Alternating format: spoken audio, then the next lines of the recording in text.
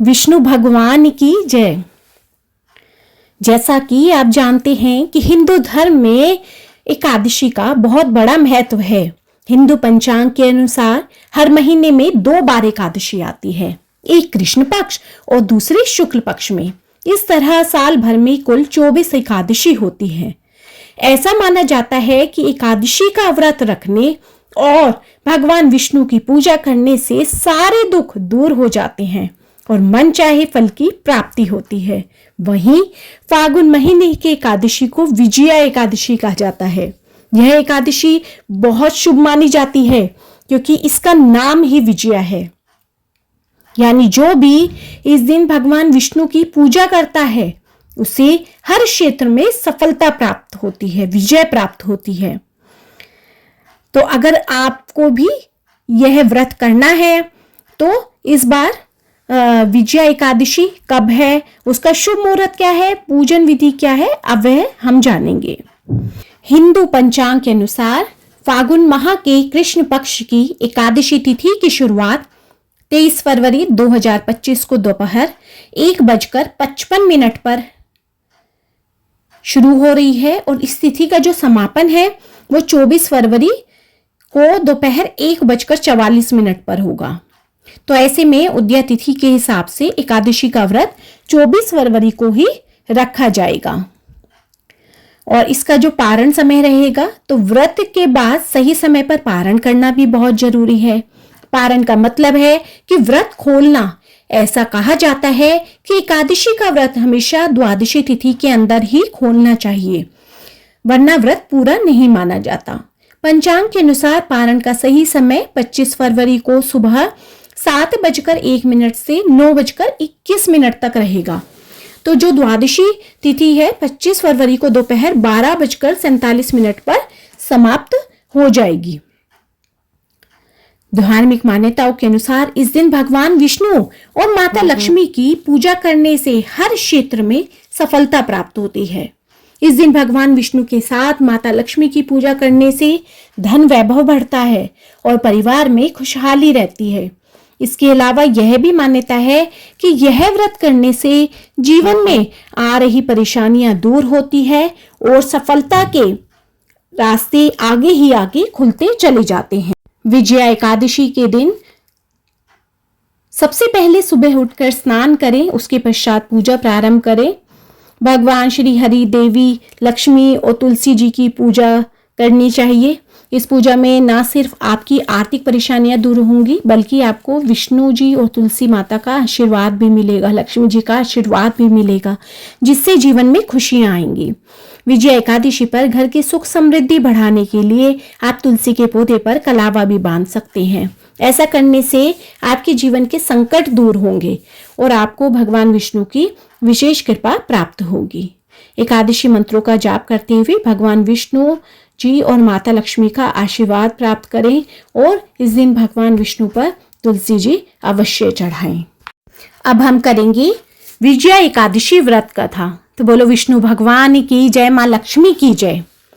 विजया एकादशी की कथा के अनुसार त्रेता युग में मर्यादा पुरुषोत्तम श्री रामचंद्र जी को जब 14 वर्ष का वनवास हो गया तब वे श्री लक्ष्मण तथा सीता जी सहित पंचवटी में निवास करने लगे। वहां पर दुष्ट रावण ने जब सीता जी का हरण किया तब इस समाचार से श्री रामचंद्र जी तथा लक्ष्मण अत्यंत व्याकुल हुए और सीता जी की खोज में चल दिए। घूमते घूमते जब वे मरणासन जटायु के पास पहुंचे तो जटायु ने उन्हें सीता जी का वृतांत सुनाया और वे स्वर्गलोक को चले गए। कुछ आगे चलकर उनकी सुग्रीव से मित्रता हुई और फिर उन्होंने बाली का वध किया। हनुमान जी ने लंका में जाकर सीता माता का पता लगाया और उनसे श्री रामचंद्र जी और सुग्रीव जी की मित्रता का वर्णन किया। वहां से लौटकर हनुमान जी ने भगवान राम के पास आकर सब समाचार कहा। श्री रामचंद्र जी ने वानर सेना सहित सुग्रीव की संपत्ति से लंका को प्रस्थान किया। जब श्री रामचंद्र जी समुद्र के किनारे पहुंचे तब उन्होंने मगरमच्छ आदि से युक्त उस अगाध समुद्र को देखकर लक्ष्मण जी से कहा कि इस समुद्र को हम किस प्रकार से पार कर सकेंगे। तब श्री लक्ष्मण ने कहा कि हे पुराण पुरुषोत्तम, आप आदि पुरुष हैं। आप तो सब जानते हैं, यहां से आधा योजन दूर पर कुमारी द्वीप में वग्दालभ्य नाम के मुनि रहते हैं। उन्होंने अनेक ब्रह्मा देखे हैं। आप उनके पास जाकर इसका उपाय पूछिए। लक्ष्मण जी के इस प्रकार के वचन सुनकर श्री रामचंद्र जी वग्दालभ्य ऋषि के पास गए और उनको प्रणाम करके बैठ गए। मुनि ने भी उनको मनुष्य रूप धारण किए हुए पुराण पुरुषोत्तम समझकर उनसे पूछा कि हे राम, आपका आना कैसे हुआ। रामचंद्र जी कहने लगे कि हे ऋषि, मैं अपनी सेना सहित यहां आया हूं और राक्षसों को जीतने के लिए लंका जा रहा हूं। आप कृपा कर समुद्र पार करने का मुझे कोई उपाय बतलाइए। मैं इसी कारण आपके पास आया हूं। अब वग्दालभ्य ऋषि बोले कि हे राम, फागुन मास के कृष्ण पक्ष की एकादशी का उत्तम व्रत करने से निश्चय ही आपकी विजय होगी।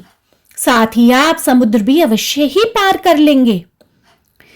हे राम, यदि तुम इस व्रत को सेनापतियों सहित करोगे तो तुम्हारी विजय अवश्य ही होगी। अतः हे राजन, जो कोई मनुष्य विधि पूर्वक इस व्रत को करेगा, दोनों लोकों में उसकी अवश्य विजय होगी। श्री ब्रह्मा जी ने नारद जी से कहा था कि हे पुत्र, जो कोई इस व्रत के महात्म्य को पढ़ता या सुनता है, उसको वाजपेयी यज्ञ का फल प्राप्त होता है। तो इस तरह रामचंद्र जी ने ऋषि के कथनानुसार इस व्रत को अपने सभी सेनापतियों के साथ किया और उन्होंने आसानी से समुद्र भी पार कर लिया और लंका पर भी उनको विजय मिली और सीता माता उनको वापस मिल गई। इस प्रकार से उन्होंने इस एकादशी के व्रत के प्रभाव से, विजय एकादशी के व्रत के प्रभाव से दैत्यों पर विजय प्राप्त कर ली और रावण का संहार किया।